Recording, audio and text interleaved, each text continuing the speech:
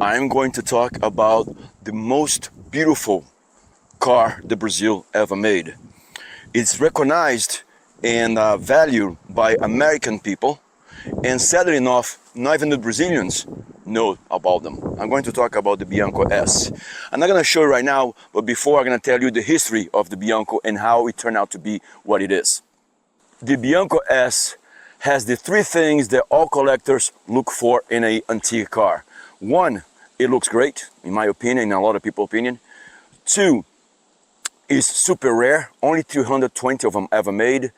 And three, it has a beautiful race history heritage behind it. Much like Carroll Shelby with the GT40, Ford GT40, almost the same thing, but on a much smaller scale. Let's start. Ottorino Bianco, Italian-born, migrates to Brazil after the Second World War, specifically to São Paulo. As he gets to São Paulo, he starts working different jobs here and there, but his passion has always been mechanics and working on cars. A few years later, he gets a job as a manager in a mechanic shop.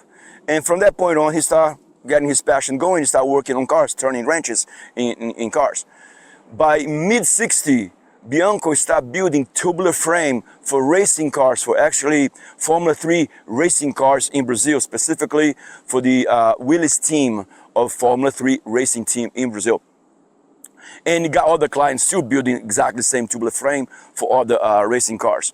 By end of 60s, beginning of 70s, he created his own racing team called Furia Autosports Limited. With that, he creates the Alfa Romeo Furia GT. It basically was a car made for GT racing class in Brazil. And this car was just not beautiful. This car was beating every single class, every single GT race cars in Brazil, Interlagos and so forth. Now, as he became famous, he became more popular with the Furia, he started making different variations of the Furia. He made not in this particular order, but he made a BMW Furia. He made, with a power plant by BMW, a Lamborghini, and even a Ferrari Furia. All these three cars dominate the circuit in Brazil. By that time, Bianco was very well recognized about the work that he did.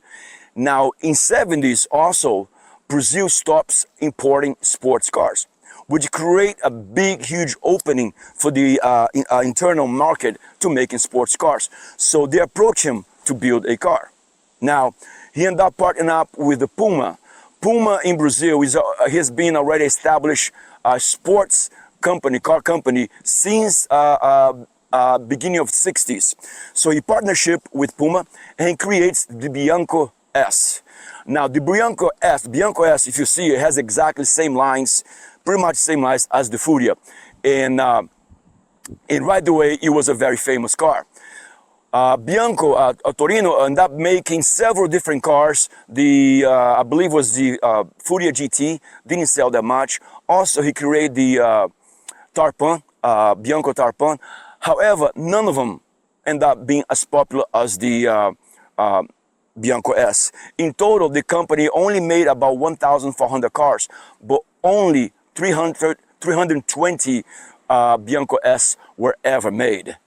Now, how can You take a already well-designed car and make somewhat looks even better. I am a 70s child and I love the Le Mans racing cars, okay? Now, my particular favorite car ever, and you know, would be the Ferrari 33 P4. And of course, those cars are very rare. So I want to make my Bianco have the DNA history of the racing, just like the Furia, because basically the Bianco has a DNA from the Furia. But I didn't want to make a copy of the Furia, and I want to make my own car. So that's why I combined both my favorite cars, which is the Furia, Alfa Romeo Furia, with the P3 P4, I'm sorry, Ferrari. And that's the madness I came up with. I'm gonna show what I did to this car and then I'm gonna show all around the car and drive around. Okay, hang in there and let me know if you appreciate it or not. Hang in there, guys. Please stick into the end so you can see the whole car. But let me show you the little modifications that I did to the car first. First, of course, was the mirror. I took from the side doors, which used to be right there, and I put over here. Now, if you look at this over here, you're gonna see that the inspiration came from the P4, the canard wings from the P4. However, the P4, it's a little bit more flat, but I want to make mine with curves because the Bianco doesn't have any flat turns, just curves in the whole body. And I modified a little bit, making the curve. Now, it was 3D scanned it first. So 3D scanned it to the body of the Bianco, then it was 3D printed in carbon fiber filament. And that's the look we have right now. That's the things that I did. Then again, if you look at the P4, it has the same style of tail. Once again, I tried to make a little more curved than the straight line to fit the Bianco. And once again, this was also 3D scanned and 3D printed and applied to the Bianco. And I didn't want to have the whole piece. I want a double tail twin. And actually, if you look at the Ferrari 849, has exactly the same type of style. Not a one full lip, but the double, what they call double wing. And I want to keep the racing style look with those bolts over there. Finally, now here we have the air intake scoop. Now it is a functional air intake scoop. The Bianco has the holes over there to have the air to go to the back engine. And once again, the inspiration came from the P4, as you can see in the picture over here. However, the P4 is on the top over there, and for the Bianco is on the bottom over here, and that's what I want to do. And I had to make the mouth pretty big in the beginning here, so they can somewhat compress the air and go to the back. And once again, all these parts were printed, 3D scanned, 3D printed by Avi, is a company in Boston. They're very good in the work they do.